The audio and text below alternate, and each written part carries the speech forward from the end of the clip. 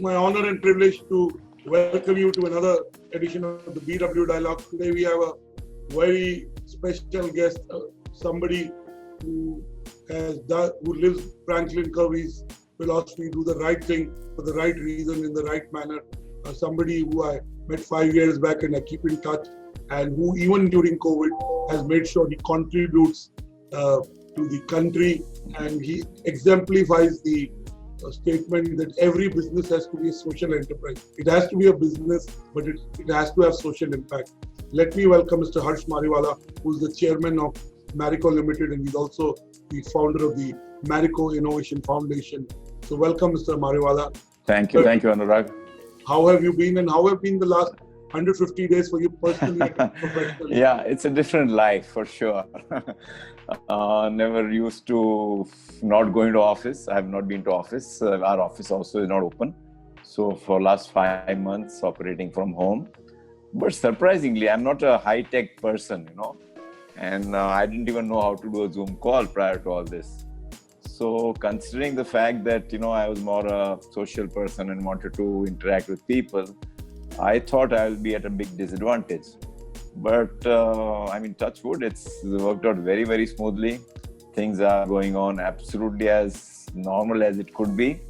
Of course, you're missing the social element, but I think it's in the current circumstances, it's the best we can do. Our business also is doing well. So net, it's a change. Sometimes it gets frustrating because you have to sit at home all the time. But luckily for me, I'm staying in a very small building which has only 15 people staying, and there's a gym and there's a pool, so I use that. So in a way, I am keeping very, very fit physically also. I can't say enjoying, but it's different. I get to spend more time with the family and, more importantly, my grandchildren, which is a big, big bonus, And now in Bombay, it's I think the golf course has started, so I play golf on weekends again, which is my passion. So I think things are coming back to normal, but I can't say it's fully normal as yet. But definitely compared to what we started with, it has improved. One can go out for a walk with proper precautions. Of course, precautions are very, very crucial. In these times, you can't take some undue risks. So I don't socialize or party, but whenever I go to play golf or whenever I go for a walk, I take my precautions in terms of distancing, mask, and sanitizer. So I think that's life in the last 4 or 5 months. At one level, very, very structured, almost like every day is same. But luckily on social side also, I meet a lot of my friends on Zoom calls, which is very good. So always in touch.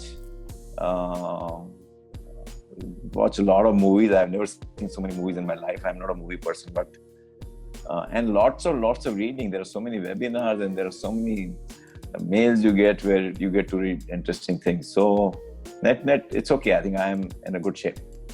Thank you, Mr. Mariwala, for being real and being positive and making the most of what the environment has to offer. Now, the Marico Innovation Foundation, when the COVID started, you put out a 2.5 crore fund to come up with solutions that can tackle COVID. Tell us a bit about that.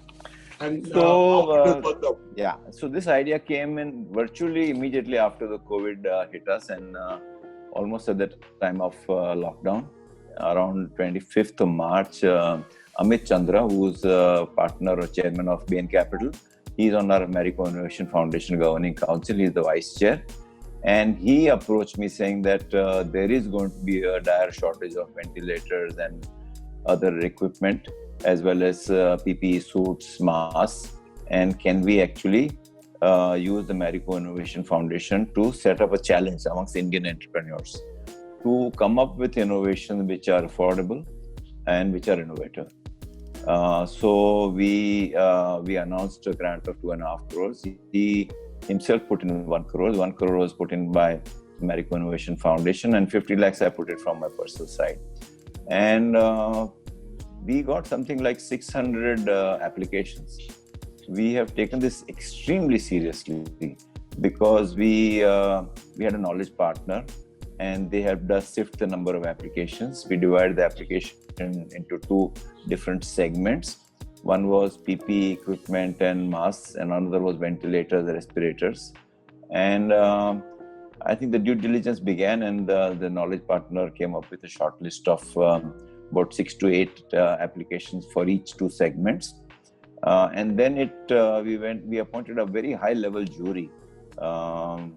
Most of them were either doctors or medical experts, or Dr. Mashilkar, who was heading our innovation foundation, he was the chair of the jury. And we had an outstanding jury. Some of them past heads of Indian Council of Market Research, Indian Council of Medical Research. So we had a phenomenal jury, and they went through each application.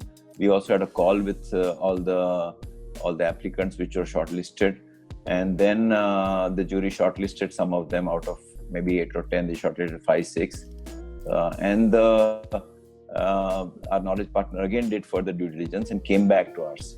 And we had one more round of meetings with them, the jury, and they came up with winners, 3 winners, both in the PPE and the mask segment, and 3 winners in the ventilator segment. And our job didn't end there, because we have given them we've dispersed grants to all of them. But the bigger challenge was, how do we help them scale up? Because we just didn't want to give money, but we also wanted to help them scale up. And in the last 2 months or so, this happened. All the finalization grants, everything happened within a period of 2 months. So by May and June, everything was decided. And for last 2 months, we've been spending a lot of time in helping them get accreditations, permissions, because it's a high-risk thing, ventilators. And initially, if you're not aware, when many ventilators that failed, Indian ventilators, and these are available at a cost of 70 to 80% lower than the imported ventilator cost. So highly affordable, but we just wanted to ensure that the quality was absolutely in line with the international standards. So they got accreditations, and we are helping them scale up. For the mask, we chose one party which came up with 3-ply mask at a very affordable cost, and we are using Marico's distribution system to distribute those masks all over India, and our target is to distribute something like 20 lakh masks, as well as helping them with the e-commerce. We also had a party which is making breathable suits, because otherwise when you wear those PPE suits, it's very, very suffocating, because the fabric doesn't breathe. So you can use them for a period of 8 to 10 hours as compared to non-breathable, which you have to, so suffocating that people discard out after 4 or 5 hours. And they are again costing in the range of 250, 300 rupees, 300 rupees. So net, I think we have done a damn good job. I'm very proud of what we have done. And more importantly, it has made a big impact in terms of ensuring that the shortages are met with. On the ventilator also, as I said, we have 3 different options. And each of them is meeting different set of ventilators. One of them is actually a very lightweight, mechanically sturdy, which has been developed by KPIT Technologies and available at 1.5 lakh rupees only. And this is relevant for medical centers and small towns. It can be operated in non-hospital environment. It is relevant for ambulances when the patient has to go from house to, if that person needs ventilation. And then there are 2 ventilators which are more with advanced features like automatic ventilation mode, at par with most premium expensive imported ventilators, and costing in the range of 3.5 to 4 lakhs. So these 2 parties, Shreyas Electromedicals and Noka Robotics, which is again a clinically validated compact turbine-based ICU ventilator with an inbuilt battery priced at 3.5 lakhs. So net, I think we approach the government also, and I think these companies now have to scale up. But we are very happy that if they can replace the imported ventilator, there will be huge saving in the Indian medical system to the hospitals, medical centers. And I'm very proud of what these companies have done. And they did it from ground up. At that time, they were not manufacturing ventilators. But within a period of 2 months, they innovated, cracked the whole thing, and came up with a product which is very, very effective and relevant. Thank you, Mr. Mariwala, and congratulations to all the companies that have now got to a go-to-market stage. And yes. It is a true case of frugal innovation. You said Yes. they're at 70-80% of the price at which other products are available. So True. clearly, India can produce world-class products at an India price, True. which make it competitive. So And that, just to add, some of them are going to get exported because at that cost, there is an export potential. So there are one or two ventilator manufacturers that are already in touch with, and they already have got some. I think KPIT Technologies has already got some orders for export. So I think it'll be a great thing in terms of earning foreign exchange also. Mr. Mariwala, you built a business to a different scale. You professionalize the management. The company has grown steadily. And you've seen many ups and downs in the economy. You've seen many cycles. You've Yes. seen some businesses doing well, not Yes. some not doing. But this crisis is unique. I mean, True. the word VUCA was possibly invented for this crisis. Tell us, what are your top True. 3 learnings in this crisis? So, so you're absolutely right that this is something which none of us had anticipated, seen when it also hit China. I mean, nobody expected that this would have the impact on all of us. I was traveling abroad in February, and March beginning I went out of town, but we thought that, okay, there will be some impact, but not the kind of impact which we have seen it at a global level. So I think there have been a huge set of learnings in this crisis. The biggest thing I realized was that whenever a certain trend was already on way, I think this pandemic has accelerated that trend. And I think it is just, there was already a trend towards something, and this has led to high degree of acceleration. So the whole digital journey, whether it is e-learning or e-meetings or e-consultations or e-prescriptions or e-commerce, I mean, these had started. But now the way they've got accelerated, we've all got used to operating through the e-route on a daily basis. My grandchildren, they have classes every day. So I think the fact that we have used it for so long and we have used it as a habit, I think that habit is going to continue. And there will be benefits out of that. I will always feel very guilty now to call somebody for a half an hour meeting or 1 hour interview from out of town. I will always do a Zoom call. Why should I call that person, So for short meetings, even within town also, in a city like Bombay or Delhi, sometimes you waste 1 or 2 hours commuting for a half an hour meeting. I will always do that if it's a short meeting through a Zoom call. And why should I not do that? Of course, there is a benefit of having interactions at a social level by personally interacting. But short meetings is something which has to be done. And the fact that we have got so used to Zoom call, it'll be a breeze. Number 2, I think as far as the working from home is concerned, I am not a very strong advocate for that, depending on the kind of business one is in.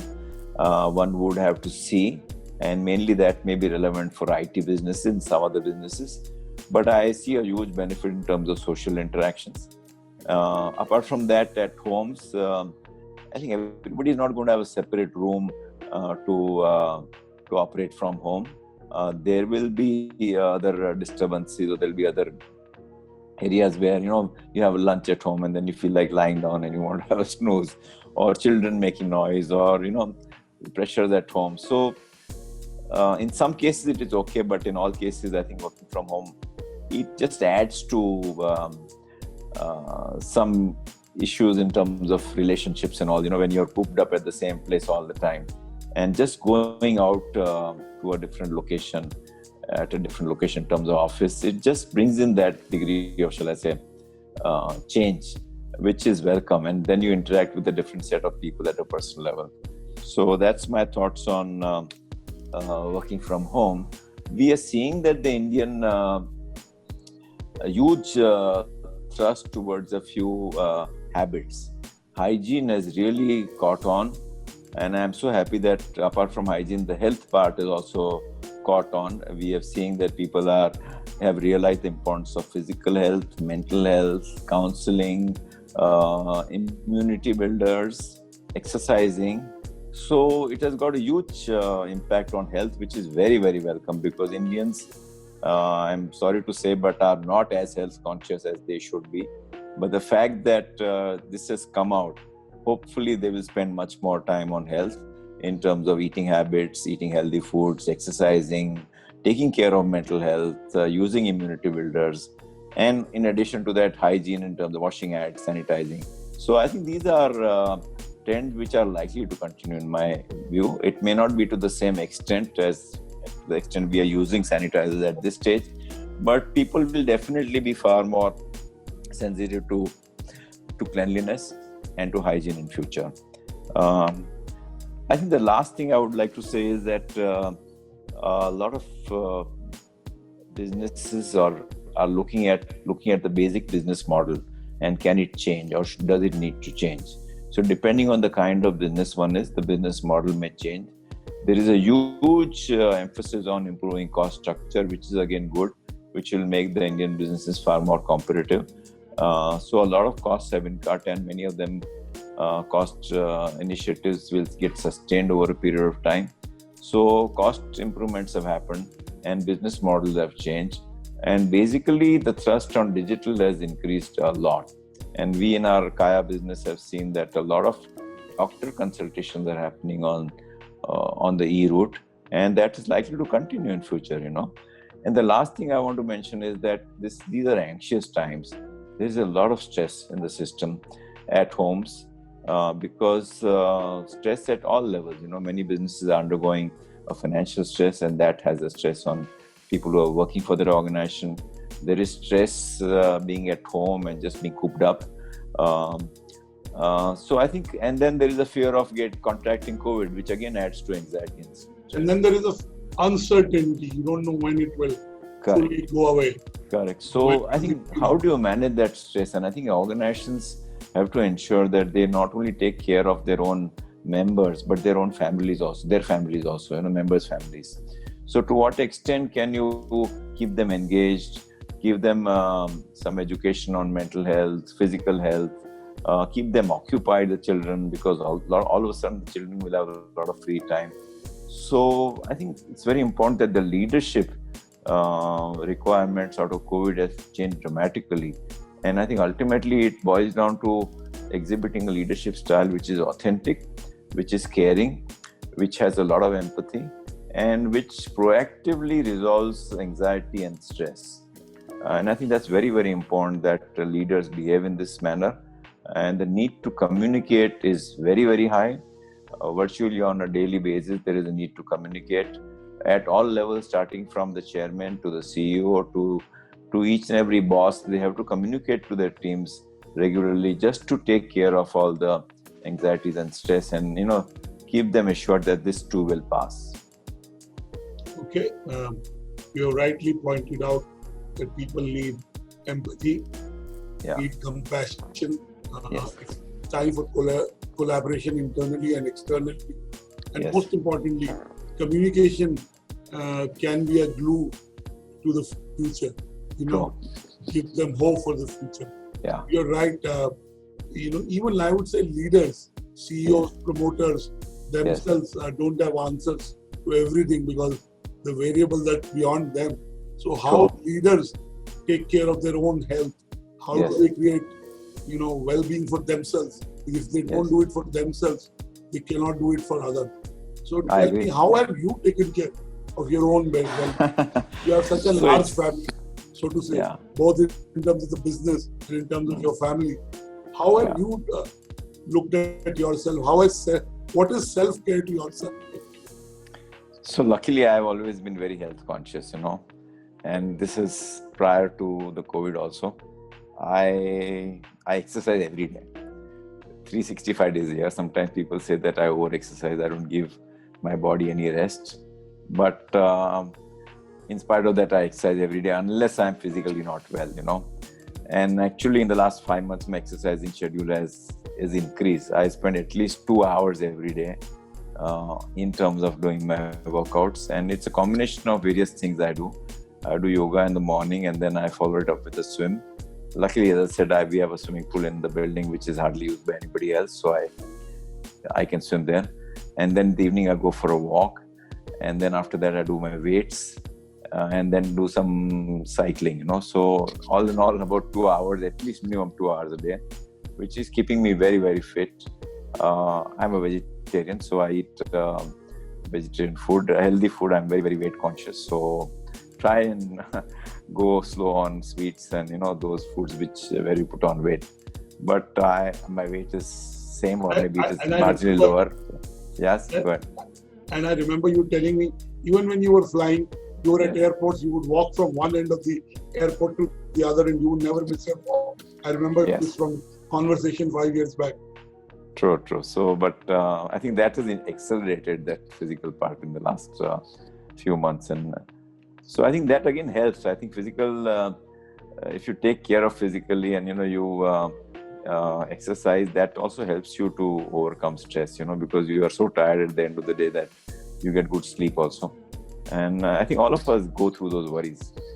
So luckily, if I can shift my answers to how the business is doing, luckily for us, in Marico, we are in what is known as the essentials. And now I was told that there is a new category which people have called, which is super essentials, which is beyond essentials, like products like edible oils or foods, or we have launched a whole range of products for hygiene. We have sanitizers. We are the first to launch Veggie Clean, which is a product to clean fruits and vegetables and wash away all the germs.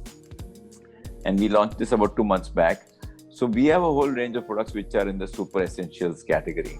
Of course, there are products in the male grooming, in the skincare, which have had not so much of growth. But the super essential categories, I think the market is growing because people are eating at home. So there is higher consumption of cooking oils. There is higher consumption of ready-to-eat foods. And we've entered that category through our Saffola Savory Oats. We also have Saffola Fitify range of nastas. So all in all, I think the business seems to be, if I look at a holistic angle, there are some parts which have had some impact in terms of degrowth. But net, we are still, I think we will do well, and we are growing marginally. So I think that's something which is not at one level compared to many other businesses which are really suffering. We are very, very fortunate that our core business is in very good shape. And I must say the team also has done exceedingly well in ensuring that the supply chain challenges are met. And these were more so these happened at sometime in April when the factories had just begun and we could not get trucks and the labor availability and things like that. But the team has managed it extremely well. So I'm very happy that our core business is doing well. Separately, I have another business which is much smaller, which is in skincare business, the Kaya Skin Clinics, which were shut for almost 4 months.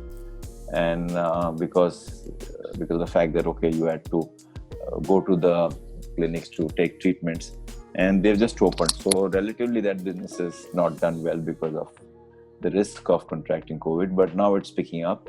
And in these periods also the e-commerce part, which we also sell products of Kaya on e-commerce, that has done well. Even in Marico also e-commerce has gone up by almost 50% compared to what we were selling. And that trend is going to continue. Fantastic. Yeah. To have entrepreneurs, especially at your scale, to say that businesses are marginally growing and they look good in the future, and is a good feeling, because there has been a debate about lives and livelihood. Because of the impact on lives, a lot of livelihoods have been impacted. So, there are lots of questions coming, two questions already in.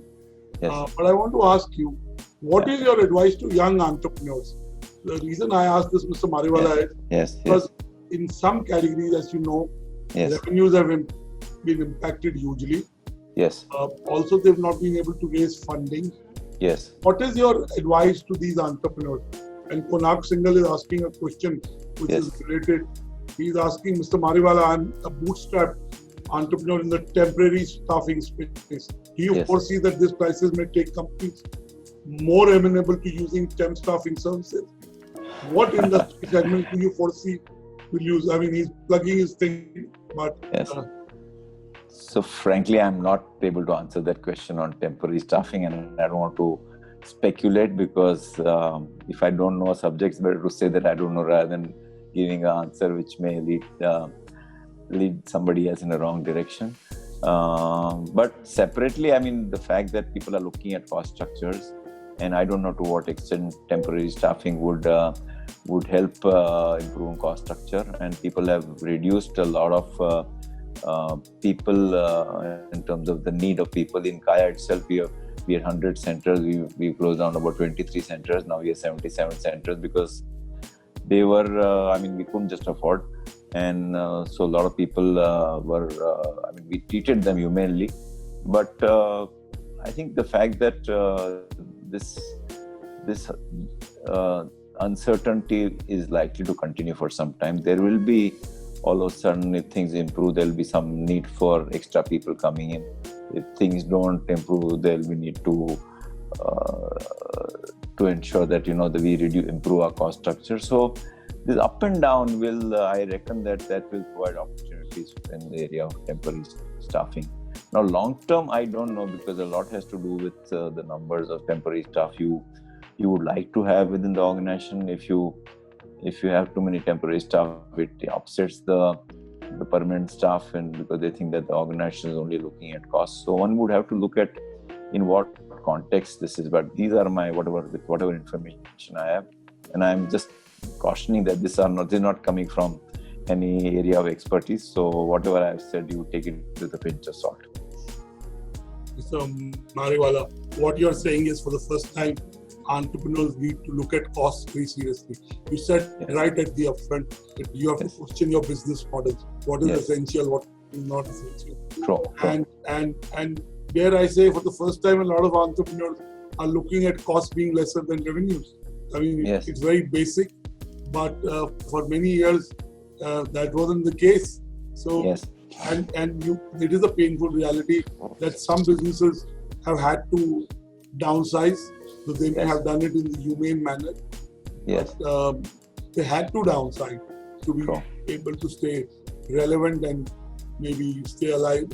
I want to change gears and ask you, what do you think how well do you rate the response from the government? How do you evaluate the economic stimulus? What do you think the government can do still to revive the economy? So I think one must realize that the government's hands also are to some extent tied down, because before the COVID happened, the economy was not in such a good shape, and there were issues of fiscal deficit and reaching the earlier fiscal deficit, and all of a sudden this happened, and it has had a huge impact in terms of tax collections and revenues. So it's easy to say that let's in a country like, say, Britain or some other country, when you go out, I was told, if you go to a restaurant, part of the bill of the restaurant is actually subsidized by the government, or if you are locked down, then people who are without jobs, they will get some subsidy from the government. I think you can't just compare yourself with these developed countries, because their financials are very, very different compared to our financials in terms of the government's fiscal deficit and government's resource position. So having said that, I think the government has tried to improve liquidity and come up with, I would say, relatively more solutions on the supply side. And I would like to see more of solution on the demand side, which will stimulate demand. It was okay in the initial stages, the factories had to start operating. You had to give supply side stimulants in terms of capital, in terms of ensuring the labor came in. But now that all those are done, I think the time has come for the government to give simulations in the area of demand. And I reckon, and I don't interact with the government a lot, but I was told that the government is working on a set of demand side stimulation. And if that happens, then I think that will be good for the economy.